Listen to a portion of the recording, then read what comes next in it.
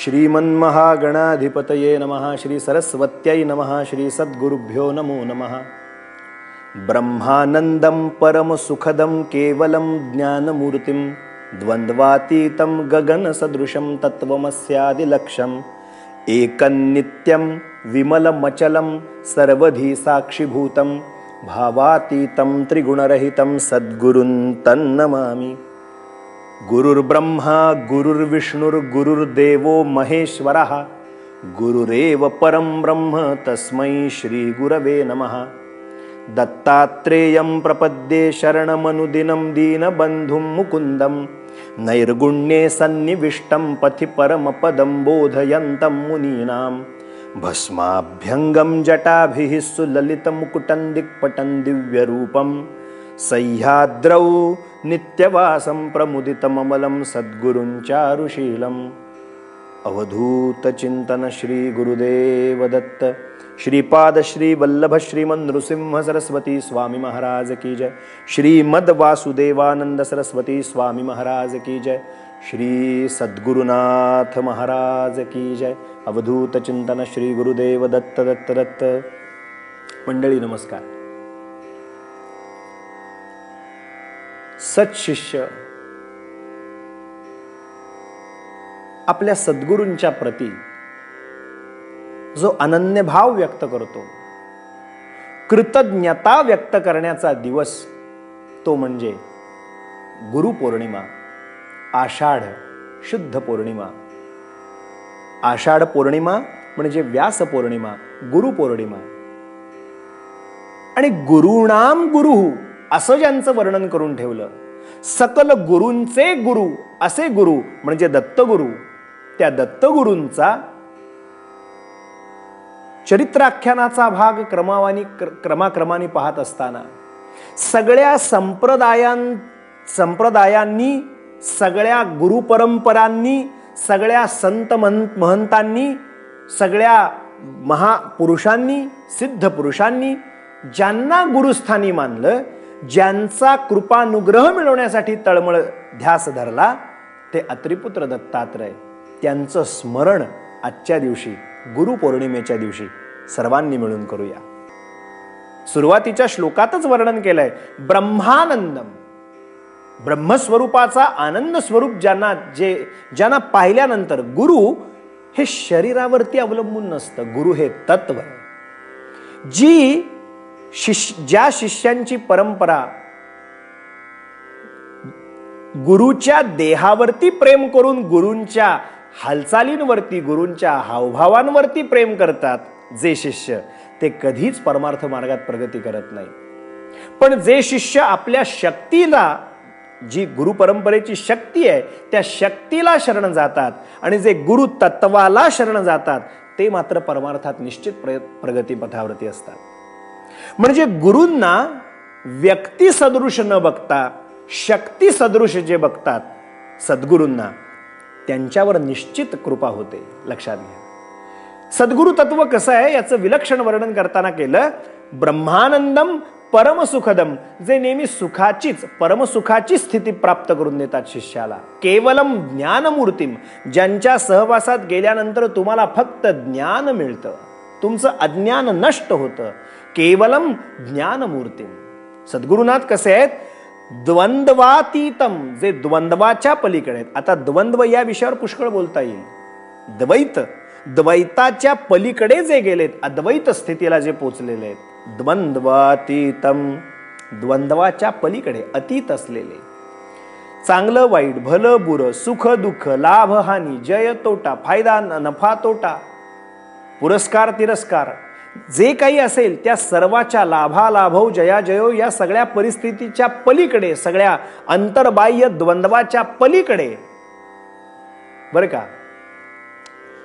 द्वैताद्वैत भ्रांती हरुनी करू जगा निश्चिंत, आम्ही अवधूत, जे द्वैताद्वैताच्या पलीकडे गेले, द्वंद्वातीतम गगन सदृशम, गगनाची जशी मर्यादा नाही तसं सद्गुरूंचा महिमा अमर्याद आहे।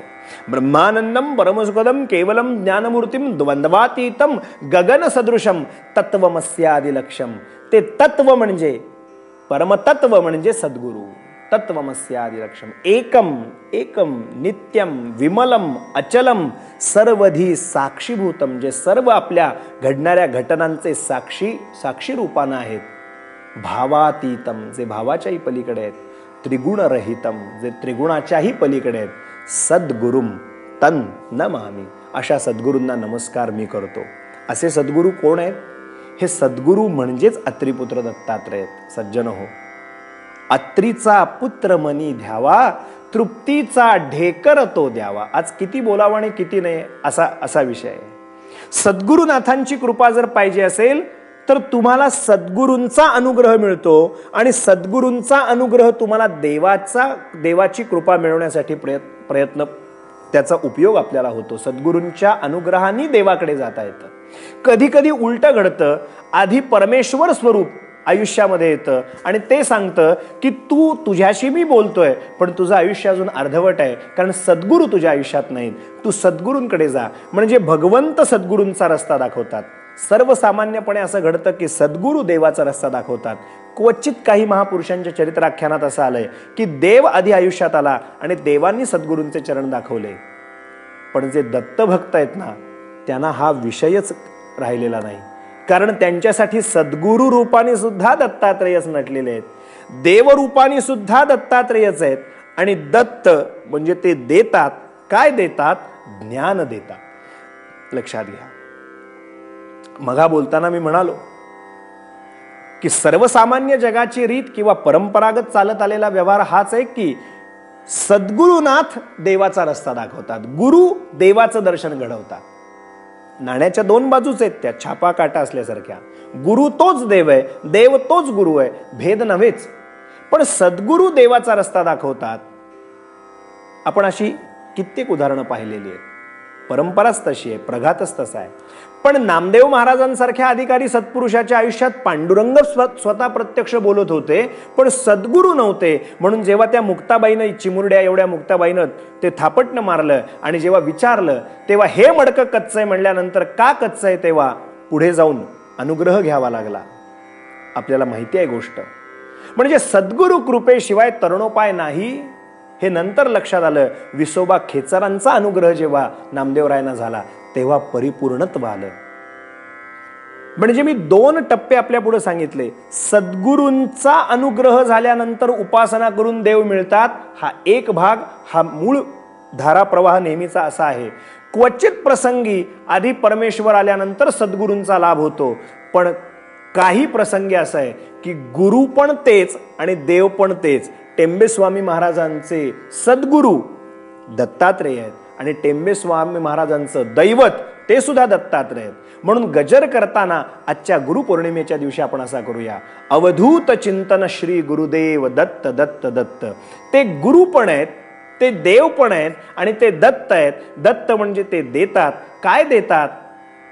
अज्ञान तिमिरांधस्य ज्ञानांजन शलाकया चक्षुरुन्मीलितं येन तस्मै श्री गुरवे नमः.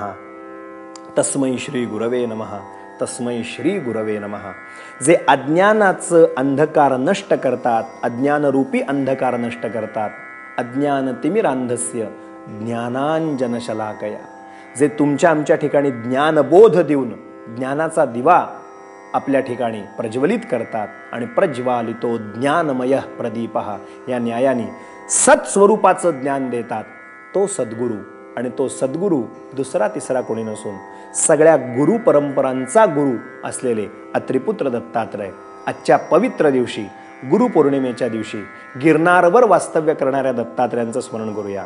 कुरवपूरला वास्तव्य करणाऱ्या श्रीपादांचं स्मरण करूया. पिठापूरला जन्म झालेल्या श्रीपाद श्रीवल्लभांचं स्मरण करूया. कारंजाला जन्म घेतलेल्या नृसिंह सरस्वतींचं स्मरण करूया. 12 वर्ष जिथं तपश्चर्या केली त्या नरसोबावाडीतल्या नृसिंह सरस्वतींचं स्मरण करूया. गाणगापूरला ज्यांनी वास्तव्य केलं आणि ती भूमी पवित्र केली त्या गाणग भुवनी राहणाऱ्या नृसिंह सरस्वतींना स्मरण करूया. आज नाना पद्धतीनं आपण उपासना पद्धतीत अक्कलकोटला वास्तव्य करणाऱ्या अक्कलकोट स्वामींचं स्मरण करूया.